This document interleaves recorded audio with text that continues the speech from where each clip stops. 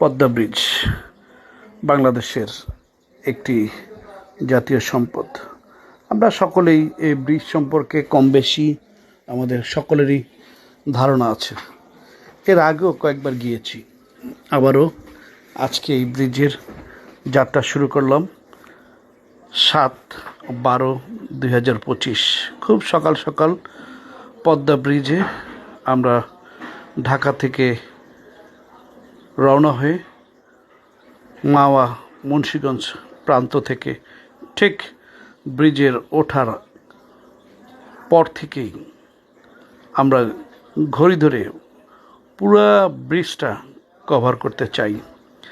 এর আগে যতবার ব্রিজের ছবি নিয়েছি মাঝে মাঝে এডিটিংয়ের সময় কাটা পড়েছে, কিন্তু এবার যেটি করতে চাই এটি কাটতে চাই না, দেখতে চাই যে এই ব্রিজটি অতিক্রম করতে আসলে আমাদের কত সময় লাগে যদি আমরা একটি মাইক্রোবাসে যাই। হ্যাঁ, আমরা একটি মাইক্রোবাসে যাচ্ছি, সেইভাবে আমরা নিজেদের মতন করে আমরা চলছি।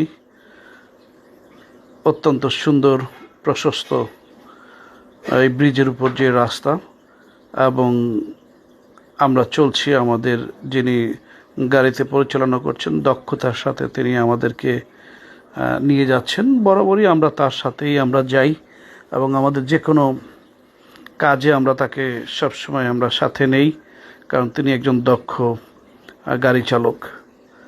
ব্রিজের উপর থেকে যখন আমরা যাচ্ছিলাম তখন আমরা ভাবছিলাম যে বাংলাদেশ একটি ছোট একটি দেশ। এই দেশে এই পদ্মা ব্রিজ আমাদের ঢাকা বিভাগের সাথে দক্ষিণবঙ্গ পশ্চিমবঙ্গের একটি সংযোগ হওয়াতে চোখের নিমেষে আমরা দেখেছি যে দেশের উন্নতি ধীরে ধীরে বাড়ছে। যোগাযোগ ব্যবস্থা আসলে যত বেশি যেই দেশের উন্নত হয় সেই দেশের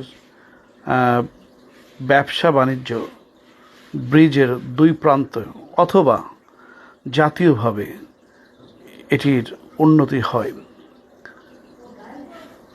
এই ব্রিজ আমাদেরকে যে কত সহজ করে দিয়েছে আমরা যদি চিন্তা করি তাহলে আমরা হতবাক হয়ে যাই। কোনো এক সময় আমাদের দক্ষিণবঙ্গ থেকে ঢাকা আসতে যেখানে আমাদের 12-13 ঘন্টা আমাদের সময় লাগতো, অথবা ফেরির জন্য আমাদেরকে বসে থাকতে হতো, সেই বসে থাকার এখন আর কোনো আমাদের ঝামেলা নাই। আমরা এখন মাত্র 3 থেকে 5 ঘন্টার মধ্যে দিয়ে আমাদের ঢাকা শহর থেকে আমাদের দক্ষিণবঙ্গ এবং পশ্চিম অঞ্চলের যে কোনো জেলাতে আমরা অতি শীঘ্রই আমরা বা দ্রুততার সাথে আমরা চলে যেতে পারি, এবং এটি আমাদের জন্য বড় একটি পরম পাওয়া।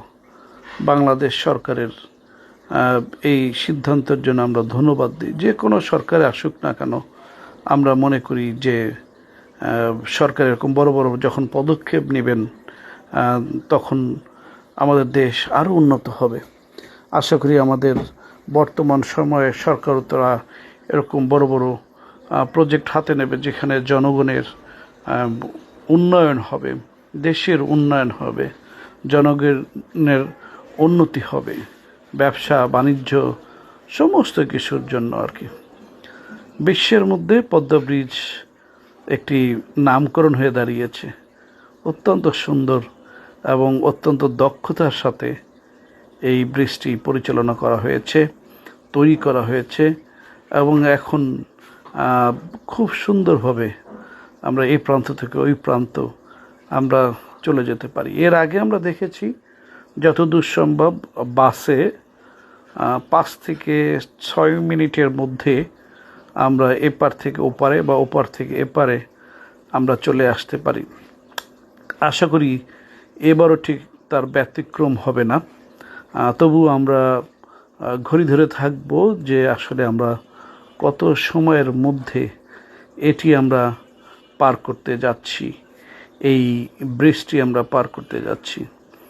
আহ, খুবই সুন্দর চমৎকার দৃশ্য। আমরা বাম দিক লেন নিয়ে আমরা যাচ্ছি এবং দেখেছি যে খুব সুন্দর সকালের আবহাওয়া, সকালের সুন্দর বাতাস আমাদের গাড়ির মধ্যে আমরা যারা আছি আমাদের প্রত্যেককে খুবই আনন্দ দিচ্ছে।